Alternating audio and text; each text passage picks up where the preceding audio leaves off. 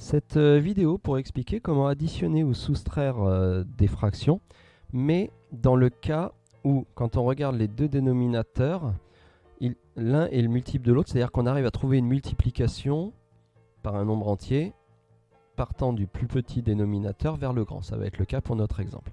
Tout d'abord un rappel, la règle pour additionner ou soustraire des fractions, on a besoin qu'elles aient le même dénominateur. C'est-à-dire qu'actuellement elles n'ont pas le même dénominateur, je ne peux pas tout de suite additionner. En observant les dénominateurs, il arrive parfois que l'un soit multiple de l'autre. On va alors utiliser la multiplication, c'est-à-dire là, de 5 vers 15, il y a une multiplication, qui permet de passer du petit vers le grand. Alors, on va montrer comment faire ça. Donc, sur mon addition, les deux dénominateurs 5 et 15, le petit, j'arrive à lui trouver une multiplication pour qu'il devienne comme le grand.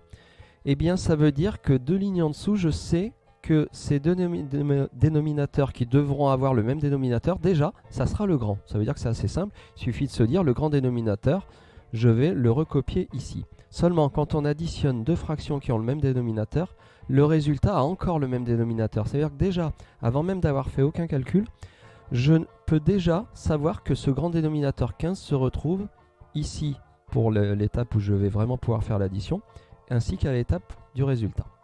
Alors maintenant, il me reste l'étape intermédiaire qui va avoir pour but que ces deux fractions qui n'ont pas le même dénominateur deviennent deux fractions qui ont le même dénominateur. Seulement, si je regarde bien, la première, c'est très simple. Parce que cette fraction 8 sur 15, je veux deux lignes en dessous, qu'elle soit sur 15, elle l'est déjà. Ça veut dire que là, c'est très simple. Cette fraction, j'ai juste à la recopier, tout simplement. C'est-à-dire que j'ai la chance qu'elle ait déjà le dénominateur que je veux. Donc tous mes calculs vont se passer finalement sur la deuxième fraction. La deuxième fraction qui pour l'instant est 11 cinquièmes, moi je veux en fait que ce soit une fraction sur 15. Je vais donc regarder ce qui se passe en bas. En bas j'ai 5 et moi je veux 15. Je m'aperçois qu'il faudrait que je puisse faire x3. Et là on se rappelle d'une règle qui me dit lorsque je rajoute une multiplication, il faut que ce soit la même en haut et en bas. Ce x3 que je vais rajouter en bas, je vais donc rajouter le même en haut. On va donc regarder ce que ça donne.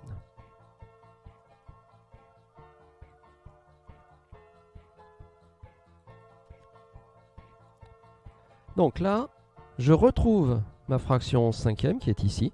J'ai rajouté x3 en bas pour pouvoir obtenir le 15 que je voulais. En effet, ça va fonctionner. Et j'ai rajouté le même x3 en haut, c'est la règle.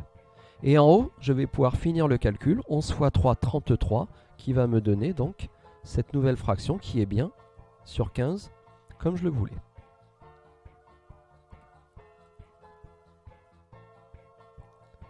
Alors maintenant que j'ai réussi à faire ça, comme les deux fractions ont le même dénominateur, là j'ai le droit de les calculer. Le dénominateur, je l'ai remis, il ne change pas, on ne fait surtout pas 15 plus 15, on remet le même dénominateur. Et l'addition va se passer en haut, 8 plus 33, je trouve 41, ça me donne donc le numérateur du résultat, 41.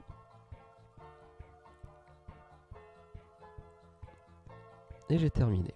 Donc en résumé, additionner deux fractions qui n'ont pas le même dénominateur, je vais regarder si le petit dénominateur, je peux lui trouver une fraction pour qu'il devienne comme le grand, c'est bon. Dans ce cas-là, le grand dénominateur sera celui qui sera utilisé lors de l'addition ainsi que lors du résultat. La fraction qui a le grand dénominateur ne change pas parce qu'elle a déjà le dénominateur que l'on veut. Et la fraction qui a le petit dénominateur, on vient lui rajouter la bonne multiplication. Ici le 5 pour qu'il devienne 15, j'ai rajouté x3. Dès que j'ai rajouté cette multiplication, je pense bien à rajouter la même en haut et je finis mon calcul.